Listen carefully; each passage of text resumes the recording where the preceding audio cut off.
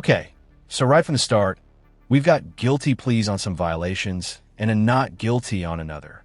Quick note, this is probation violation court, not a new criminal trial. The judge doesn't need a jury, just evidence that she skipped out on therapy or appointments.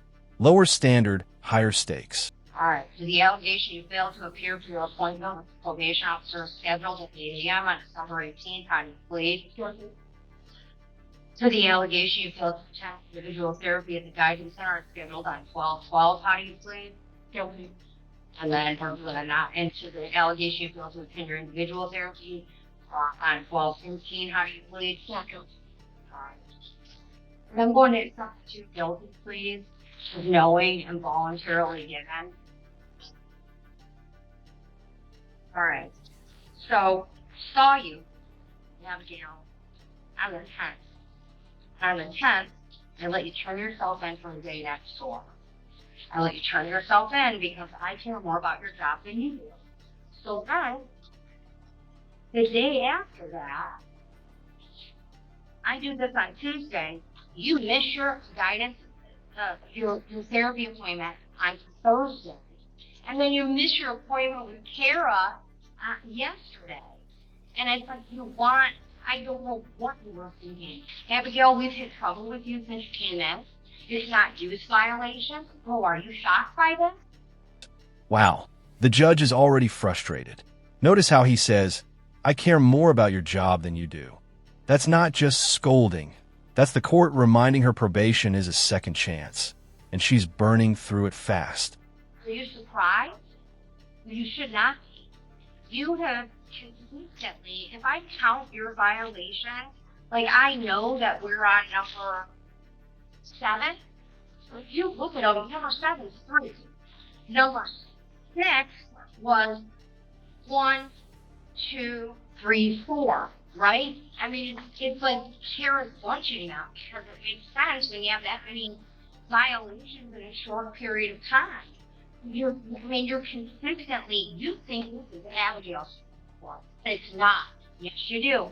It's a 23rd District Court program. And you're not special. You're not special in this program.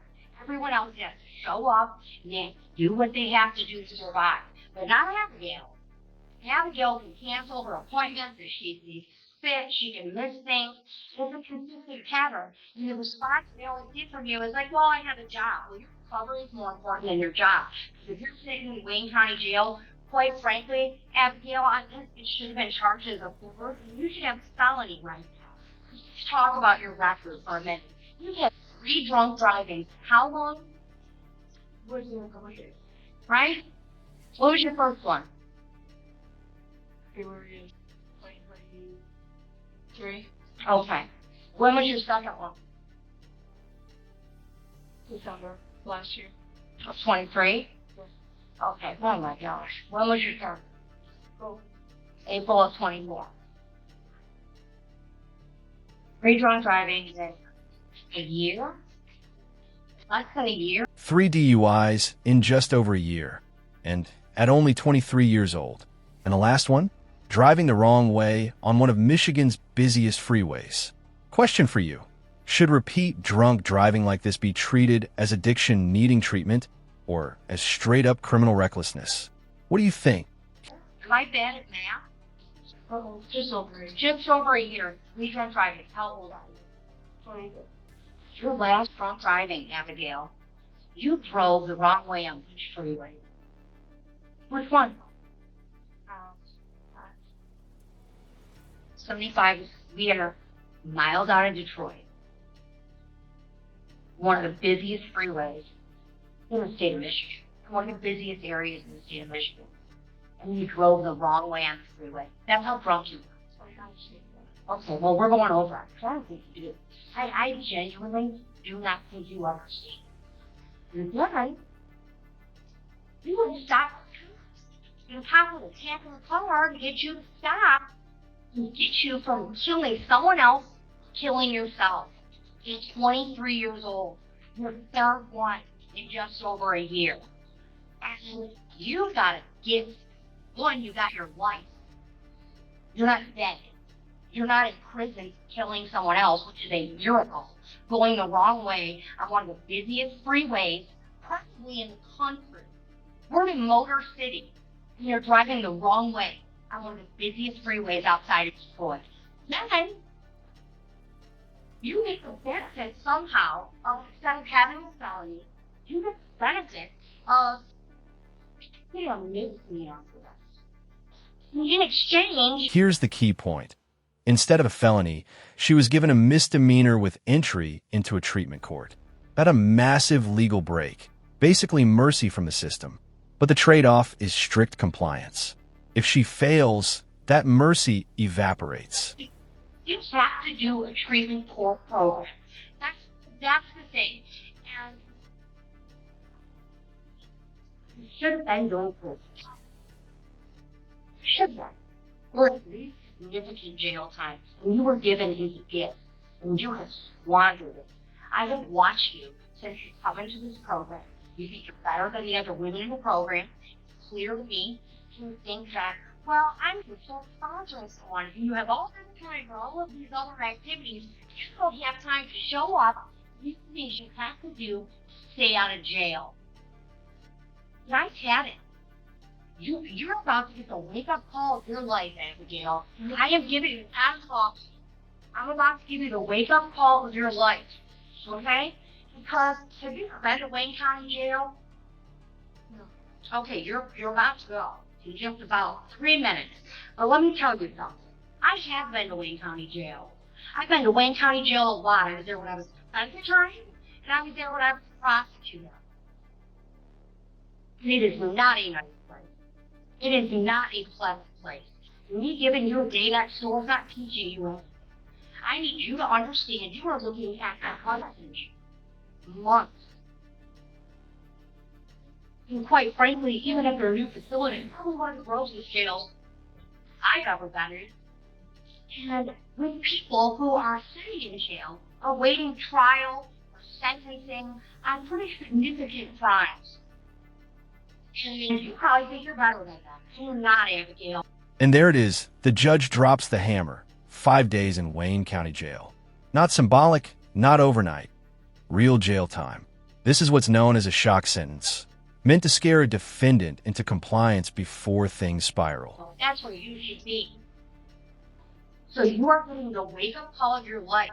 So sit down in the Wayne County Jail. What's your record? 5 days. You're going 5 days in the Wayne County Jail. You got nothing else to do? Forget your job, forget everything else, Abigail. I want you to understand this. I want you to really reflect on the next 5 days. I want you to sit there and think. Is that the life you want? Or do you want to comply? I'm talking. You can either comply with this program and get it together, or you can go do your 90. It makes no difference to me. I would prefer you be here. I prefer you get the help you need. Because whether you realize it or not, you have a problem. You belong in this program more than a lot of the other women that are here. Because what you have done on these 3 offenses is abysmal, terrifying.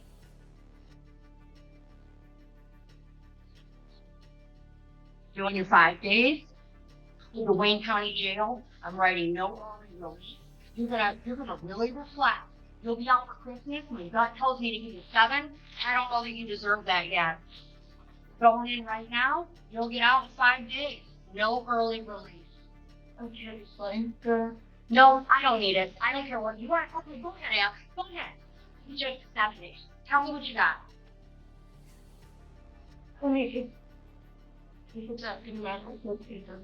Does my face look like it's going to matter? No, it doesn't. I had a lot of really nice things to say about the program. I really appreciate being here. I understand what it's horrible. I can walk right? I'm going to buy it, honestly. Should be. And I feel really, really grateful to be in this program, to have the opportunity to work for a better life versus incarceration. And I feel really grateful for that. Well, show up and do the program, and I'll sit in jail. That's your action. Going up, Abby. I haven't even. That's your action. So after all the excuses, medical issues, miscommunication, the judge isn't buying it. He gives her jail time and leaves the choice clear. Comply with treatment or give up your spot to someone who actually wants help. What would you do if you were the judge here? More mercy or more punishment? Abigail, listen to me. Going through an epilepsy diagnosis of appointment. She said, day that we need to we can use it, and then I showed up. And he told me that we couldn't use it. So communication on his part alone. I don't know, but genuinely, I took everything into account the last time I was in front of you. And I tried to When being missed another appointment and you're I don't want to hear anything else. I'll mark you fine medical. Enjoy your 5 days in Wayne County Jail. When you come back, you tell me whether you want to be here or whether you want to give your spot for somebody who earned it. I don't care about the other violations. All right, come on up.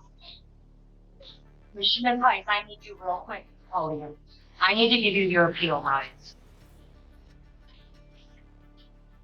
All right, Ms. Rice, I did not give you your appeal rights, and I want to make sure you know them. An appeal to court may be taken within 21 days from the date of your sentence, or as permitted pursuant to CR 6.625 parent B. Sentence includes incarceration, which it does, and you wish to file an appeal but are financially unable to obtain a lawyer, the court will appoint a lawyer to represent you on your appeal if the request for a lawyer is made within 14 days of sentence. Understood? Yes. Okay. Thank you, Ms. Price. We're all set. Can you please not make Ms. Price listen to that which you want? I don't.